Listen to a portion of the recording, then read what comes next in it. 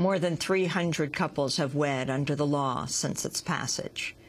The Grammy Award-winning Haitian-American musician Wyclef has announced his candidacy for the Haitian presidency.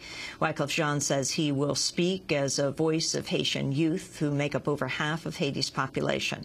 Jean has previously been criticized for a stance on the 2004 U.S.-backed coup that overthrew Haitian President Jean-Bertrand Aristide. He appeared to back the coup at the time, and his uncle is known as a prominent coup supporter. Haiti will hold elections on November 28th to replace President René Préval, whose term ends in February. Hundreds of people boarded a New York boat on Thursday night to support a planned aid mission to the Gaza Strip.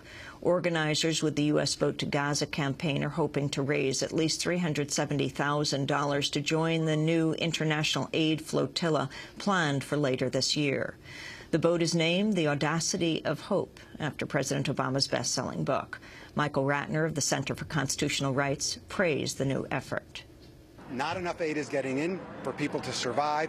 The situation is desperate, and for years, all the countries in the world have done is talk about it, and no one's done anything about it. So with the flotillas that have gone so far, we're beginning to see some change.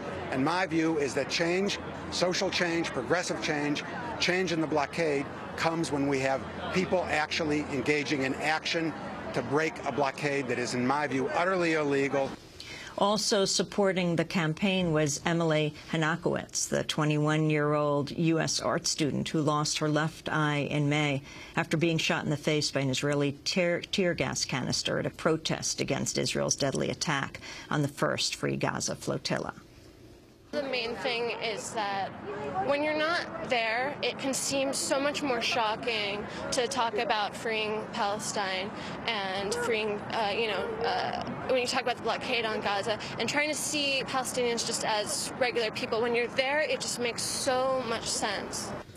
You can go to our website at democracynow.org for our broadcast exclusive with Emily Hanakowitz from Thursday's broadcast. New details have emerged on the imprisonment and rendition of foreign terror suspects under the Bush administration.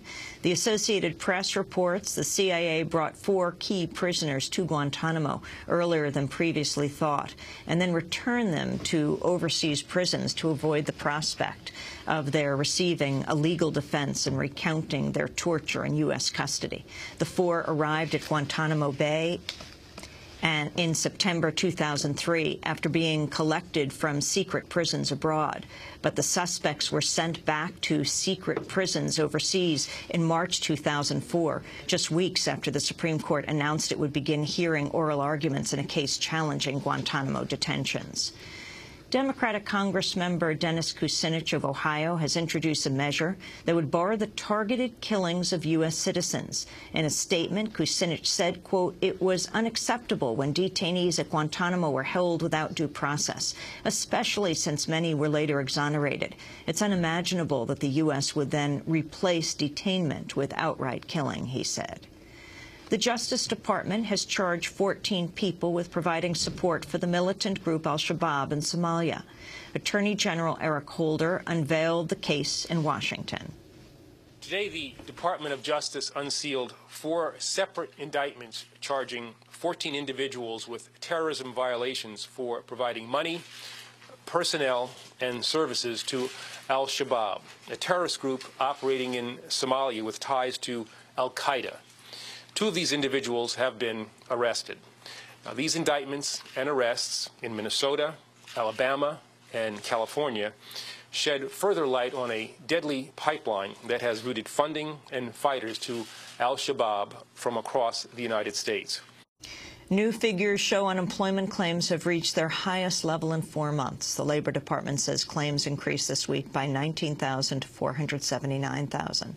The Labor Department's also expected to report today job losses of 65,000 and a 9.6% unemployment rate last month, up from 9.5% in June. President Obama discussed the nation's economic woes Thursday at an auto assembly plant in Chicago. We've still got a long way to go. We've gone through a very, very difficult time.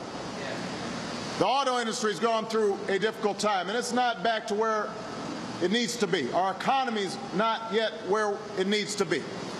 And Missouri voters have rejected a key provision of the new federal health care forcing Americans to carry health insurance or face a penalty. A referendum opposing the insurance mandates passed this week with over 71% of the vote.